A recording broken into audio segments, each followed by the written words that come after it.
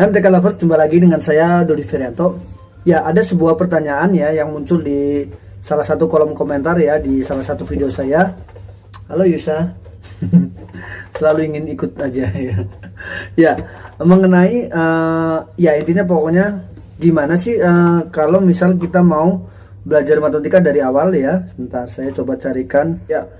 Kak, boleh bikin video tips dan trik belajar matematika dari mana dulu untuk menguasai konsep supaya jadi gampang belajarnya. Oke ya, mungkin ada beberapa, ya bukan beberapa sih ya, pasti saya yakin banyak ya sebenarnya ada yang sadar bahwa belajar matematika itu penting ya, tapi gimana ya, sudah terlanjur nggak bisa gitu ya kan. Sekarang udah mungkin katakanlah sudah SMP atau bahkan mungkin sudah SMA ya, tapi kayaknya semakin lama matematika semakin sulit ya, karena memang dari dasarnya sudah banyak yang nggak bisa gitu ya kan. Nah terus gimana cara mengatasinya nih? Sudah sadar nih pengen belajar matematika tapi dasarnya udah banyak yang nggak bisanya gitu ya kan. Nah gimana caranya? Ya yuk kita akan bahas. Ya, yang pertama adalah mulai saja dari materi yang sedang adik-adik pelajari.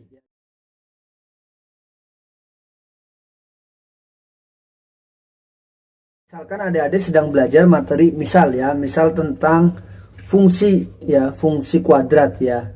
Ya. Berarti itu misalkan materi SMA gitu ya kan, sedang belajar fungsi kuadrat. Ya, mungkin pelajari aja mulai dari situ ya.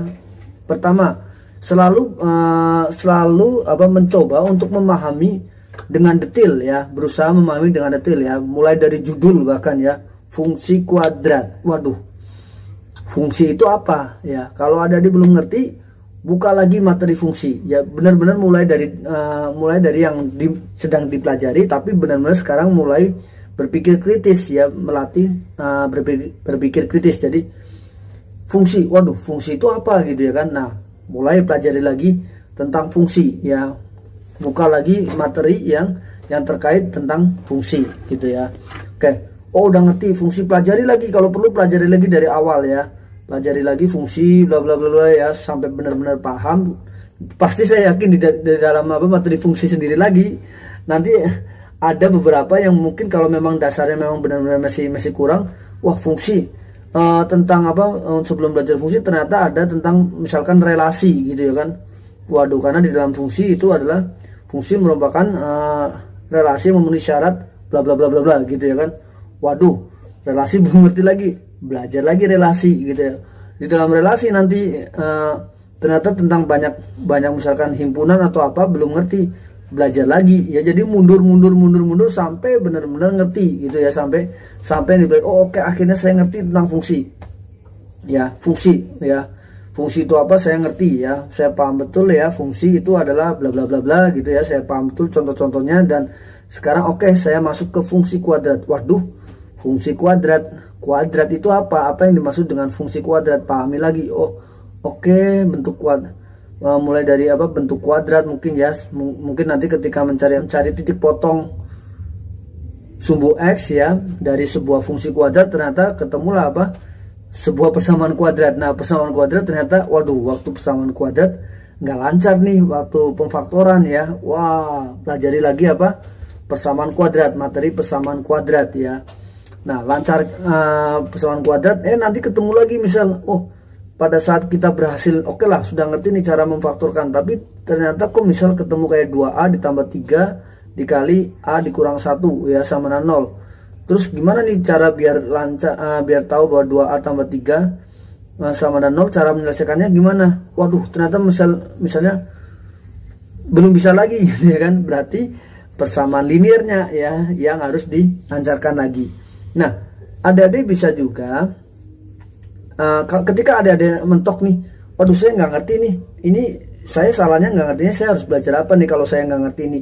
Adik-adik bisa tanya ke guru-guru ya, ke guru adik-adik sekalian tentunya ya, atau mungkin ke orang yang mungkin sekarang kan bisa sharing di Facebook gitu ya. Tanya nih, saya nggak ngerti bagian ini, kira-kira saya harus belajar materi apa. Nah bisa tanya, saya yakin banyak sekali teman-teman Facebook atau yang memang satu komunitas ya yang mau membantu adik-adik ya menjelaskan. Apalagi cuma tanya saya harus belajar apa, saya yakin banyak sekali bapak ibu guru ya yang di dalam forum ya atau dalam komunitas grup tersebut pasti mau membantu memberikan info ya. Oh oke, berarti kamu harus belajar ini, kamu harus belajar ini.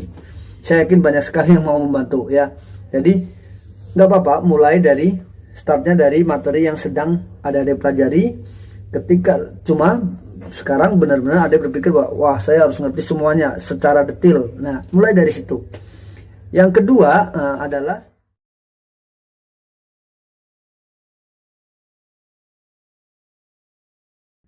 adik-adik harus benar-benar mulai menanamkan sikap disiplin untuk melatih terus ya kemampuan keterampilan yang dibutuhkan ya. Jadi misalkan nih dalam belajar fungsi kuadrat ternyata dalam mencari titik potong subu X ya, kita perlu memperlancar pemfaktoran ya untuk mencari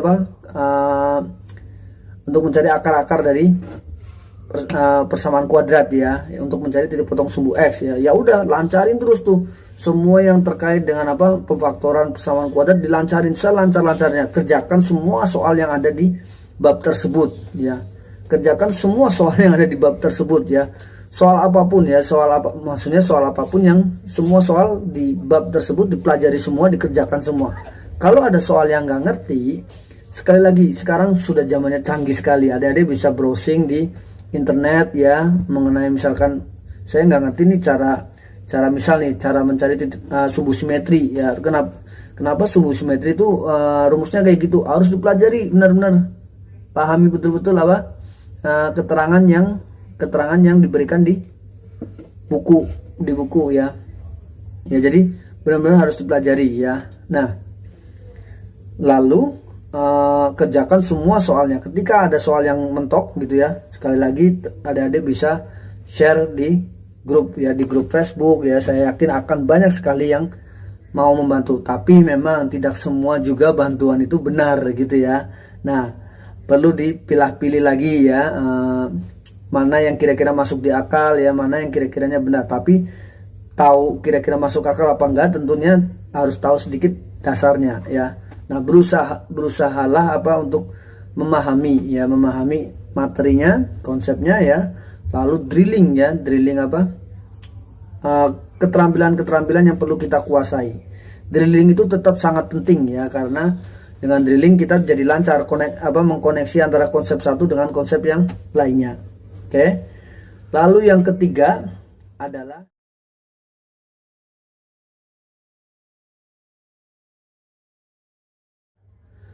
memperbanyak referensi yang bisa dipercaya. Nah sebenarnya ini antara yang ketiga antara yang kesatu ya, karena ketika kita belajar dari buku ya, bukunya ini pun kalau bisa benar-benar buku yang berkualitas ya, karena seperti yang kita ketahui juga ya, bahwa buku-buku ya, referensi buku-buku yang memang yang bertebaran di Indonesia itu sebenarnya banyak juga yang kurang menekankan konsep ya. Jadi banyak juga, terutama kayak buku-buku misalnya menghafalkan rumus dalam satu malam ya, itu udah nggak usah terlalu banyak diambil lah ya, yang seperti itu ya. Mempelajari matematika dalam satu malam gitu ya, satu malam aja bisa lancar, bisa ngerti. Setelah itu malam-malam berikutnya nggak ngerti lagi gitu ya. Itu judul-judul yang terlalu heboh itu ya, apalagi rumus cepat, rumus praktis ya, itu apalagi memang ternyata dibuka isinya memang cuma rumus-rumus saja ya, itu saya yakin malah membuat adik-adik pusing ya kan ya. Ambillah buku-buku pelajaran yang memang bagus ya. Bisa juga mungkin acuannya apakah acuannya bisa juga ya, ambillah buku-buku yang memang konteksnya memang untuk buku paket ya, biasanya buku acuan utama ya, istilahnya ya, buku acuan utama lah ya yang di sekolah. Tapi dilihat juga ya, kadang juga buku acuannya ternyata diambil yang sesimpel mungkin ya. Biasanya acuannya adalah di dalam perbabnya cukup menjelaskan secara detail ya, dari mana misalkan kalau ada rumus, ada penurunan rumusnya dari mana ya, itu bagus ya. Nah memang ada beberapa penulis-penulis yang memang sudah sudah terbukti ketika beliau ini yang menuliskan buku pasti bagus ya secara konsep ya. Salah satu yang menjadi yang saya kenal juga beliau ya, penulisnya ya, Pak Wono Setiabudi ya, itu salah satu buku-buku konsepnya itu, buku-buku yang beliau tulis itu biasanya bukan biasanya ya, pasti konsepnya bagus dan benar ya, pasti benar ya, karena beliau seperti kita ketahui beliau adalah salah satu dosen senior di ITB ya, dan konsepnya pasti bagus ya. Cuma memang biasanya kita adik-adik pasti akan awal-awalnya akan mengalami kesulitan ya, kesulitan dalam memahami, apalagi kalau memang konsepnya adik-adik masih lemah gitu ya, masih kurang gitu ya dalam memahami. Pasti pertama nih, ini kayaknya bahasanya sulit sekali gitu ya. Ya nggak apa-apa ya, nggak harus langsung juga menggunakan buku beliau ya, bisa juga menggunakan juga ya, minimal ada 2 buku lah untuk pembanding juga ya. Nah ya, jadi buku yang ini bahasanya masih terlalu sulit buat saya gitu misalnya, coba cari buku yang lain yang mungkin bahasanya lebih simple. Tapi jangan cari buku yang hanya menghafalkan rumus saja gitu ya kan, jangan ya, itu nanti nggak akan balik lagi belajar konsepnya, malah cuma belajar ngafalin rumus saja gitu ya. Jangan ya, pokoknya cari yang konsep tapi yang bahasanya paling bisa sesuai dengan kemampuan adik gitu ya. Ya, di sini ya, ini adalah contoh-contoh buku beliau ya, buku-buku ini untuk SMA ya, bagus ya, bagus ya. Ya walaupun di sini ada tulisannya bahan ajar persiapan menuju Olimpiade Sains Nasional atau Internasional SMA, tapi kalau saya lihat sih masih masuk lah ya untuk pelajaran materi sekolah ya. Jadi masih ya, memang mungkin maksudnya adalah konsep-konsep yang di sini harus dipahami sebelum belajar materi OSN gitu ya. Ya ini bagus ya buku beliau ya. Ya penulisnya Pak Wono Setiabudi ya. Ya memang beliau adalah dosen senior di ITB ya, dan memang ya pasti konsep-konsepnya juga bagus, mantap ya. Cuma memang kadang-kadang kalau memang adik-adik yang baru belajar baru mencoba belajar matematika, memahami konsep ya, mungkin kalimatnya, bahasanya mungkin sedikit lebih agak berat mungkin ya. Tapi kan ya itu selera dan tergantung dari sampai di mana pemahaman konsep adik-adik semua ya. Nah kalau memang masih agak berat nggak apa-apa, coba cari referensi lain untuk belajar yang mungkin yang lebih ringan bahasanya ya. Setelah menguasai, setelah udah oke ya, balik lagi ke buku yang memang konsepnya bagus gitu loh ya, yang mengajarkan konsep-konsepnya cukup detail gitu ya. Ya, saya yakin pun SMP juga ada ya, tingkat SMP juga pasti ada buku-buku yang memang bagus ya. Pilih buku yang bagus ya. Lalu drilling ya. Jadi sebenarnya tipsnya cuma 3 aja. Lalu habis itu kembangkan materinya. Mungkin kalau udah lancar drilling soal-soal yang ada di buku-buku, yang soal-soal standar, mulai juga mulai juga mungkin tengok-tengok soal-soal yang menantang ya. Mungkin ambil dari soal-soal olimpiade atau mungkin dari soal-soal internet. Saya yakin banyak sekali lah ya. Sekarang enak banget kok kalau orang mau belajar itu, niatnya benar-benar niat belajar sekarang sudah enak sekali ya. Ya jadi tipsnya yang pertama adalah ya mulai saja materinya dari yang adik-adik sedang pelajari gitu ya. Tapi benar-benar detail sampai benar-benar paham betul ya. Kalau ada materi atau ada kalimat atau ada bahan yang belum dipahami, nggak apa-apa, mundur lagi materinya, mundur lagi ya. Atau kalau misalnya nggak tahu materi apa sih kira-kira harus saya pelajari, bisa ditanyakan di forum Facebook mungkin ya, atau di grup lah ya, terserah. Atau mungkin ke bapak ibu guru adik-adik ya, tanya langsung saja, nggak usah takut ya kan ya, tanya saja kan ya, karena yang ditanya juga kan bukan PR ya, bukan soal PR gitu ya kan ya. Oke, pelajari detail, lalu benar-benar latihan sebanyak-banyaknya ya. Jadi walaupun ini kan cuma kayak gini-gini aja, jangan menyepelekan drilling soal, karena drilling soal itu penting sekali buat adik-adik untuk memperlancar ya, dan sekaligus untuk mengkoneksikan konsep yang satu dengan konsep yang lainnya, yaitu drilling soal sebanyak-banyaknya, sevariatif-variatifnya yang ada di buku Bapak Ibu, yang ada di buku adik-adik semua ya. Lalu ya carilah referensi-referensi yang terpercaya yang memang lebih menekankan konsep ya. Oke, lalu setelah itu ya udah cari referensi-referensi untuk latihan-latihan soal sebanyak-banyaknya, sevariasi-variasinya ya, sebanyak-banyaknya ya. Oke, cuma itu saja tips dari saya ya. Silakan mungkin kalau ada sesuatu yang perlu di-sharingkan lagi ya, seperti pembicaraan kali ini juga datanya dari sebuah pertanyaan ya. Jadi ya memberikan ide juga kan membuat video-video dengan topik-topik yang lainnya. Oke, jangan